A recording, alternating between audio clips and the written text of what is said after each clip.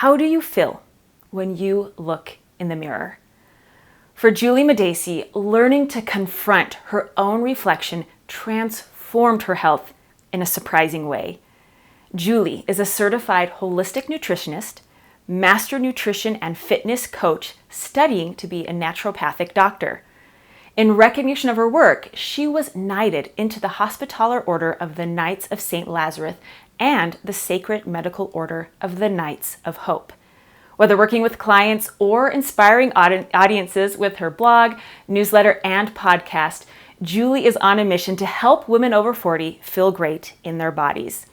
Sharing a powerful message for anyone who has struggled with their self-worth, please welcome Juli Madacey. I saw a meme once that said, dieting is easy. It's like riding a bike. And the bike is on fire. And the ground is on fire. And everything is on fire because you're in hell. Sound about right? Here's the thing. Weight loss is never about the number on the scale. That number is simply data.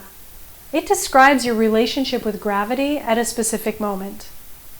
It doesn't measure your intelligence, your impact on the world, or any of your other amazing qualities. So why is there so much emotional baggage around the scale? It's because we've been told to believe our life will improve when that number is smaller.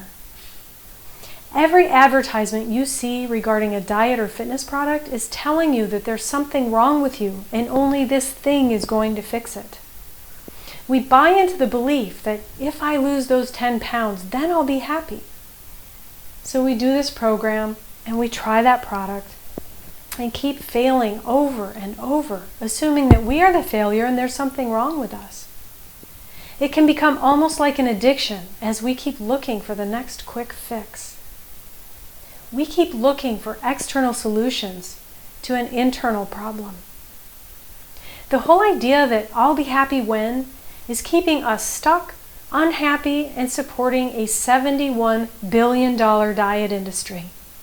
It's easier to buy into the hype than deal with the discomfort of looking inward. But your body will only go where your mind tells it to go.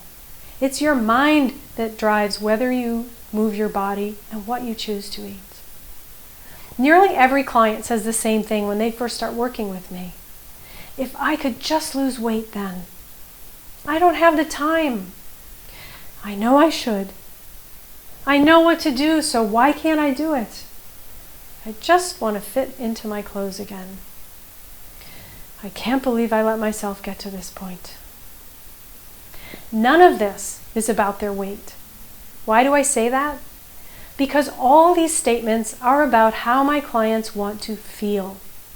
So let me ask you, how do you feel about your body? Why do you want to change it? I still remember the emotion in my client's voice when she said, I never look in the mirror.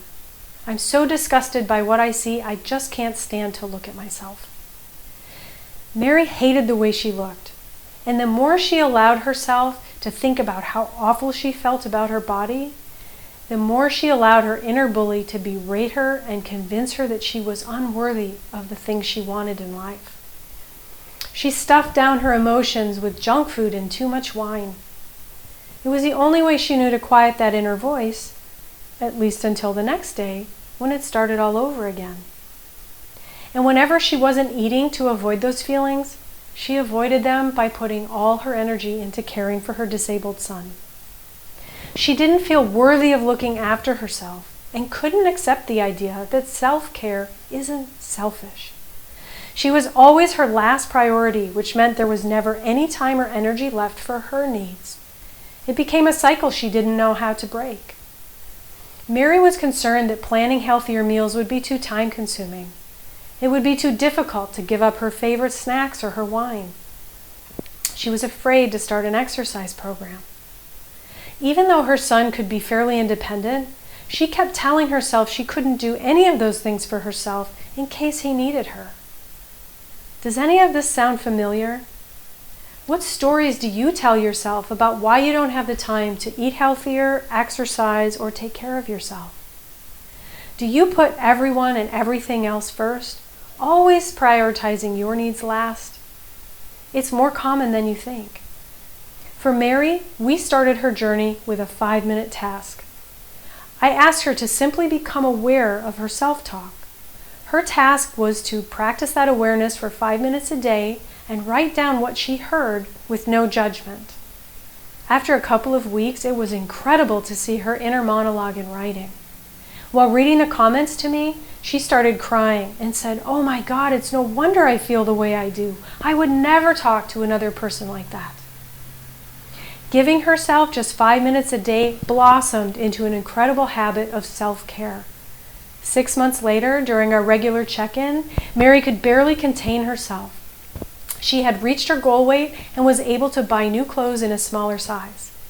A year later, she still loves eating a healthier diet and exercising regularly. She has changed her relationship with food and her body and has found more energy to care for her son by prioritizing her needs. Something else amazing happened when Mary prioritized herself. Her son went from fighting tooth and nail about doing his physical therapy to asking Mary if they could exercise together. And after she let go of her need to do everything, he has started becoming more independent and is helping around the house. He told me that he really likes how happy his mom is and wants to be like her. All of this happened not because we started out by focusing on diet and exercise. This all happened because we focused on the idea of self-acceptance. When we got that right, the rest happened naturally. Do you know what words come up when you look up self-love in the thesaurus? Conceit, narcissism, vanity, egocentricity, pridefulness. And when I looked up self-acceptance in the thesaurus, it came back with, "Did you mean self-importance?"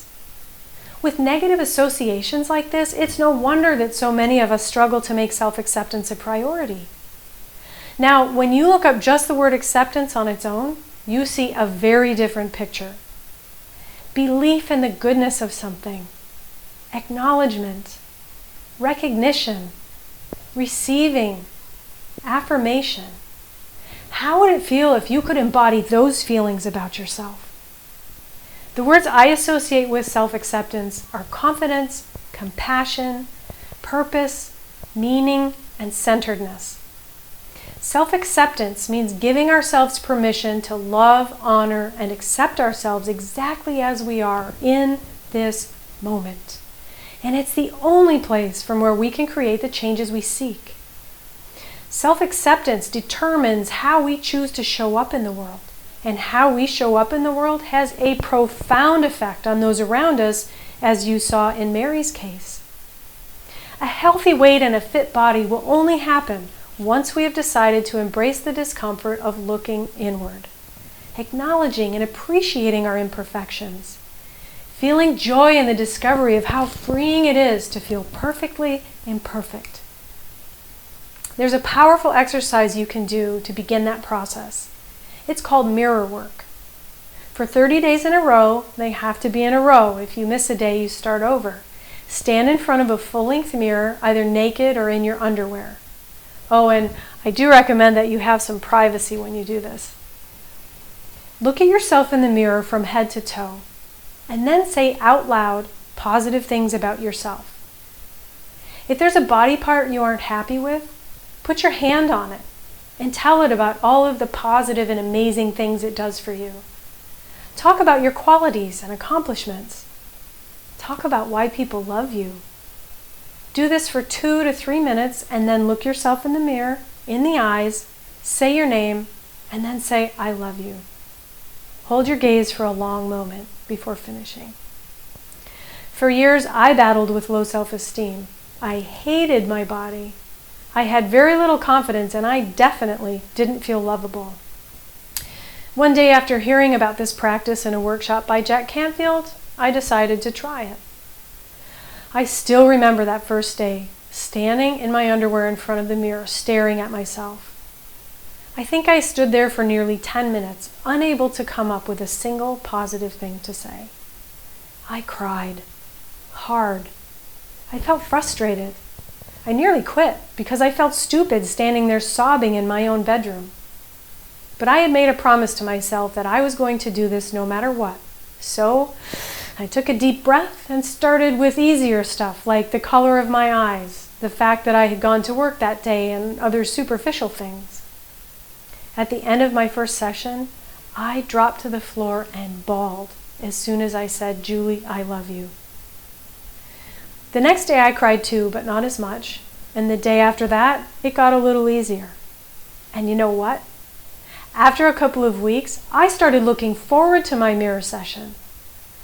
I started complimenting myself about deeper things than the color of my eyes. I started noticing positive things about myself that I had refused to believe before. After 30 days, I felt so different. I was different. I realized that I liked myself regardless of what my body looked like. And during that time, without even noticing, I had started to take better care of myself. I was eating better. I was exercising more regularly. I wanted to do those things because I had finally decided that I was worthy of them. 30 days in a mirror was all it took. I challenge you to try this for yourself. When you accept the way you are right now, you are so much more likely to take care of yourself and do the things that make you happy and healthy. Accepting yourself doesn't mean you don't want to make changes, but it means you make them from a place of love, which makes the process much, much easier. Just like we do things for our loved ones simply because we love them and they're important to us, we deserve to do good things for ourselves. Doing this mirror work is a big step forward in building that relationship with yourself. So if you're ready to ride your bike out of that dieting hell I mentioned earlier, self-acceptance is the path that will take you where you want to go.